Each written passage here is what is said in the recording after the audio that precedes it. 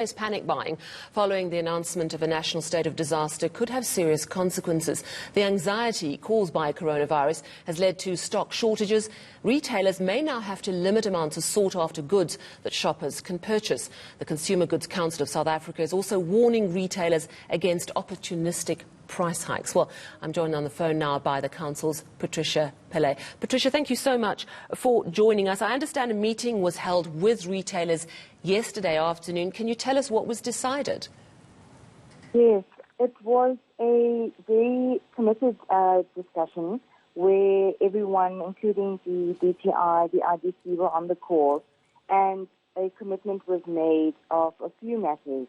I think the most important was in terms of consumer awareness, in terms of ensuring the consumers that there is enough stock, that there is no need for them to be emptying out the shelves. Is also in terms of numbers of purchases on essential items that are leaving the stores, that there may be limitations. Commitments that there will be no price changes on these essential items. There is no need for that. The stock is on the shelf. The price is as it is, and there should be no need to increase those prices. And to make arrangements with suppliers where there is a lack of stock, and to ensure that that stock is filled up.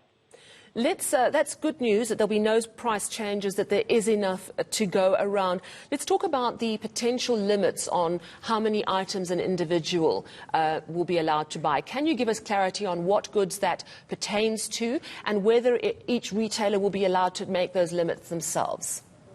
Yes, so we're using it on a case-by-case basis now. So each retailer is analyzing on a daily, hourly basis stock in stores.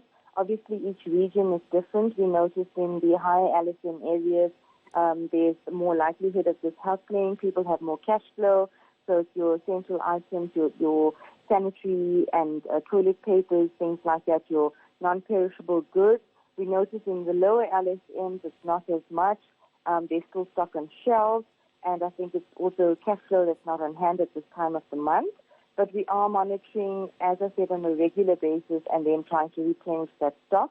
But I think that's the messaging that needs to go through, is there's a great disruption in the supply chain if people are going to behave in this manner. It is out of fear. We understand that, but that's the reassurance we want to give, is that there is enough supply.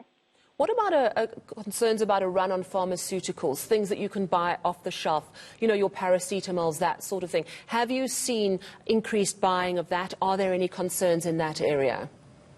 So the two major pharmaceutical retailers were on the line yesterday on our call, and they also assured us that they have measures in place and contingency measures. So they're also on board with this, and they're ensuring that the people who do need these items will be serviced, and that they're also dealing with their suppliers, and also government is giving support to suppliers who need that to ensure that their runs are coming through.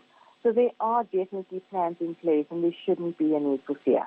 Has the panic buying calmed down after Monday's frenzy or not? Well, just from the trends that have happened abroad, etc., it is probably now still in the early days. The announcement only has happened on Sunday. So I think it's going to take a few days for people to just calm down, and this messaging is important. And I think that it's the role of all of us to just, the sanity to prevail at this time and to be reassured of this message. And I think then it will calm down.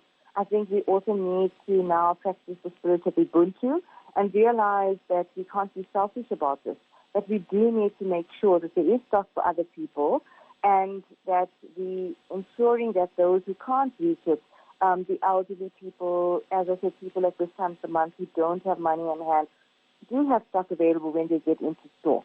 So we really encourage people to also have that spirit and remember, we need to now behave as active citizens and concerned for each other. Can I confirm that from today, shoppers can expect to see certain retailers saying you can only have 2 packs of this or only 1 pack of that? Am I correct? Yes, and please, we ask you to please be, accepting of that, and, not to have arguments with them, and just, really embrace that spirit and understand where that messaging is coming from. There's posters in a lot of the stores. When you're shopping online, you'll see messages. just encouraging you to say, please consider the next person and when you are purchasing. Thank you so much for joining us. That is Patricia Pillay. She's from the Consumer Goods Council of South Africa.